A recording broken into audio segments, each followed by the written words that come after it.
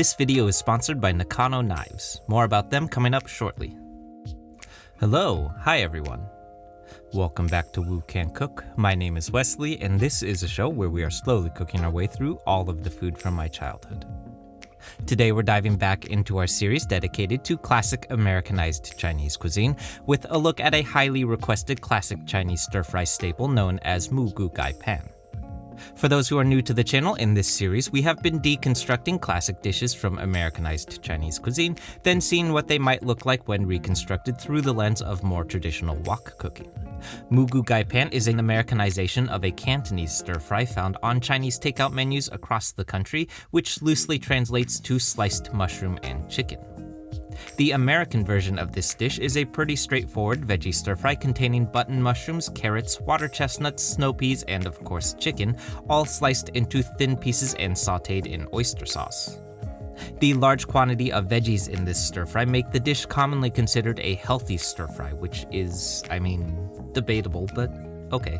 Now, full disclosure, I am Chinese, but I don't think I've ever actually eaten the American version of this dish before, mostly because it's wildly different from the Cantonese dish that it was adapted from, which, amongst a few different qualities, specifically does not contain soy sauce, yielding a lighter and brighter quality to the stir-fry. This, of course, makes for the perfect opportunity for us to make two different versions so that we may compare results and take a look at what are the Americanized qualities of this dish. Okay, so let's get into it.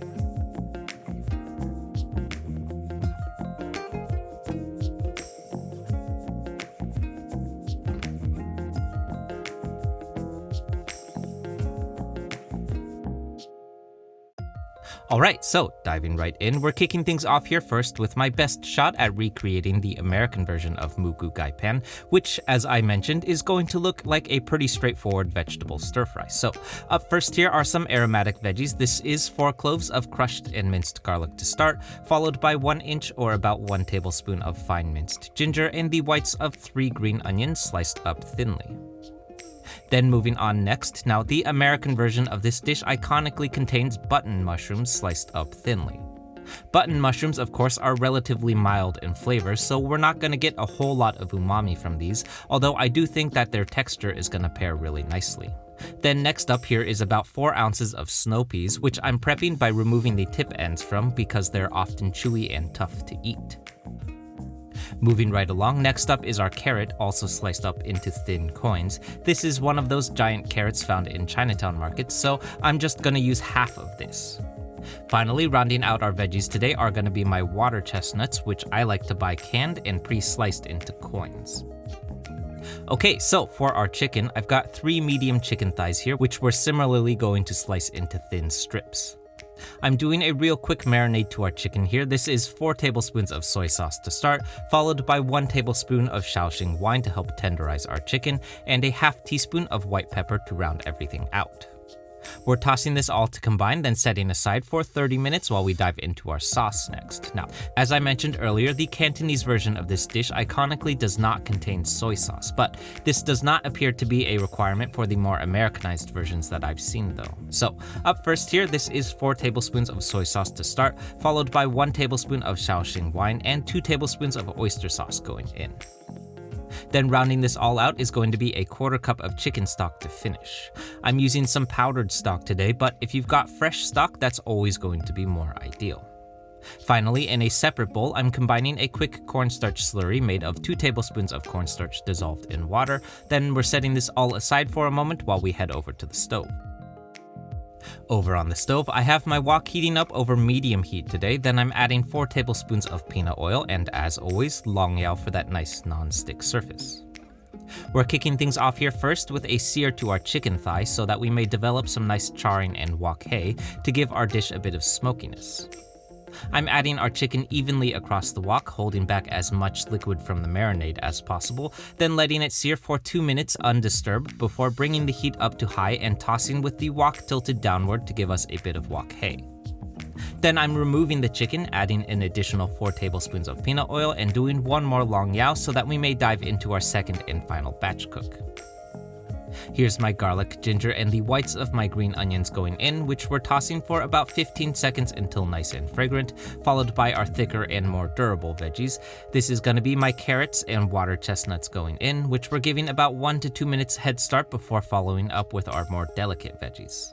This is my button mushrooms and snow peas going in, followed by my chicken returning to the wok. I'm tossing this all to combine, then adding my sauce element plus our cornstarch slurry and tossing one more time to thicken things up, then we're ready to eat.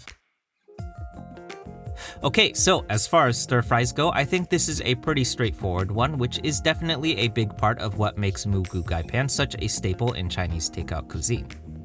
Our veggies are crisp and crunchy with a nice smokiness to them thanks to our wok hei and sear. Then our chicken is tender and toothsome without being overcooked thanks to our flash fry on high heat. And our sauce has a nice gentle umami to it that doesn't overwhelm the natural sweetness and flavor that comes from our snow peas, carrots, and water chestnuts. If you're looking for a super straightforward, no frills attached veggie stir fry that's made almost entirely from pantry staples and veggies that are likely already in your fridge, this is definitely a good place to start. 9 out of 10 times, this is probably what I would throw together if I didn't know what else to make for dinner.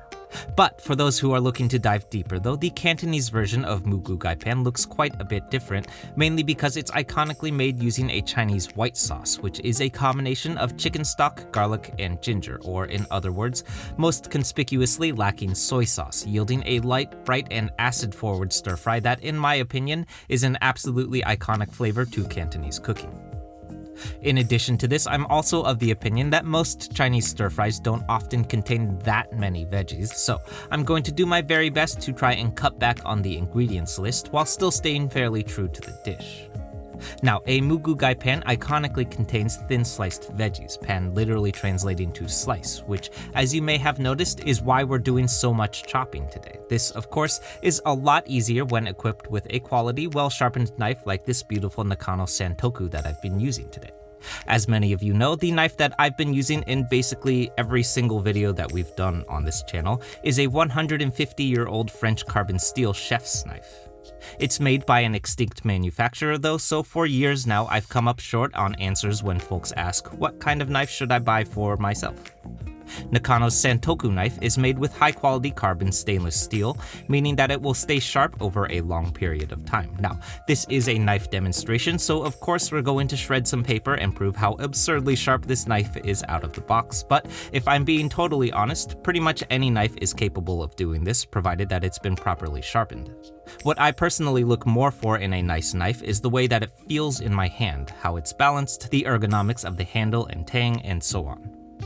Probably the biggest point of contention for me in this department is the spine of the knife, which rubs against the palm of your hand as you chop.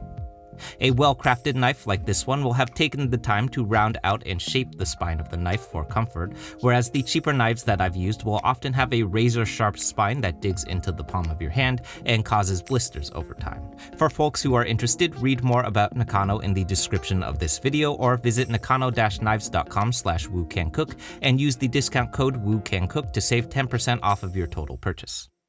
Okay, so diving into our stir fry, we're starting off with our aromatics, which we're going to slice thinly instead of mincing, since my memory of this dish has always been biting into surprising strips of ginger and garlic. So this is 4 cloves of garlic that I'm peeling then slicing thinly, followed by about 1 inch of ginger sliced thinly as well. Then we're going to do the same thing with the whites of our green onions, saving these reserved greens to be sliced into planks for our stir fry. Up next are going to be our requisite mushrooms. For our Cantonese version today, I'm opting for some shiitakes rehydrated in boiling water for 5 minutes, then sliced into halves. These are going to give us a little bit more umami than our button mushrooms. Next up is going to be some baby bok choy, or sometimes referred to as white bok choy, due to the lighter color than its more fully grown jade counterpart. Apart from matching the color presentation of the dish though, baby bok choy is also going to be a little bit less bitter and more tender than the full-grown bok choy. Moving along to my chicken next, I've got some chicken breast out this time that I'm slicing into thin pieces. Unlike our chicken thigh, chicken breast has a little bit less fat content, yielding a tougher and more chewy piece of meat. So we're going to add this to a mixing bowl, then do some quick velveting to help tenderize our chicken today. In a separate bowl, I'm dissolving a half teaspoon of baking soda in about a half cup of water, then combining this with my chicken and letting this all sit for 15 minutes to tenderize our chicken. 15 minutes later, I'm being very careful to rinse off this baking soda, then diving into our marinade next.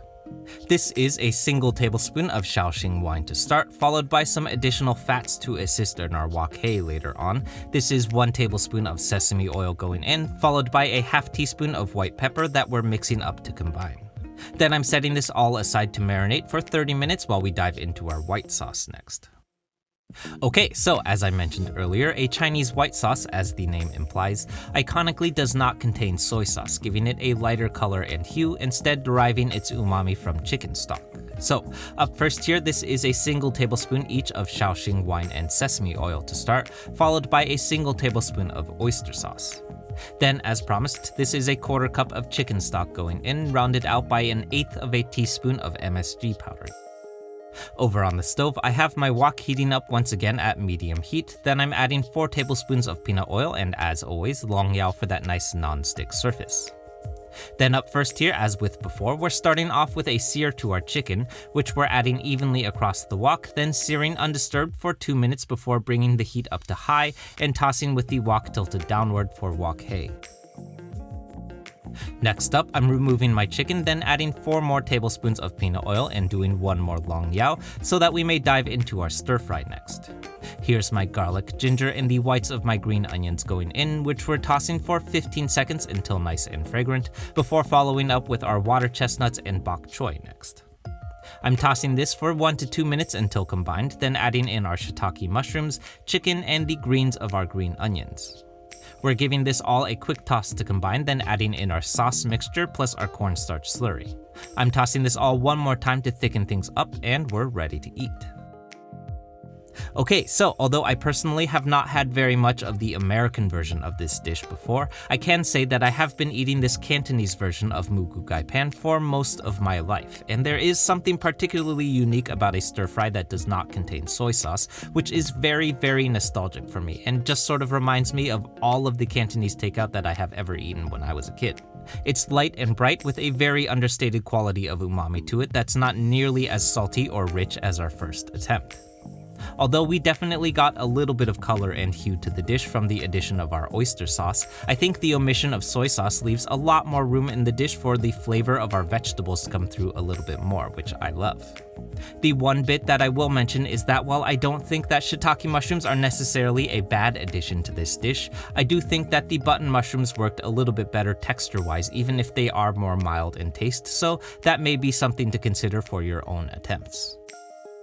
Okay, so that's it everyone. I hope you enjoyed this and I hope you give this one a shot. For those who are new to the channel, this one is part of a larger series that we've been doing that's dedicated to reproducing classic Chinese American dishes, including a whole bunch of other stuff from the P.F. Chang's menu, so definitely check out that series next if you haven't yet, because there's a lot of these. For the Bay Area locals, the Woo Can Cook fried rice pop-up is at the West Oakland Farmers Market in Oakland every Sunday morning, so come by and say hi if you can. More about that at woocancook.com/eats.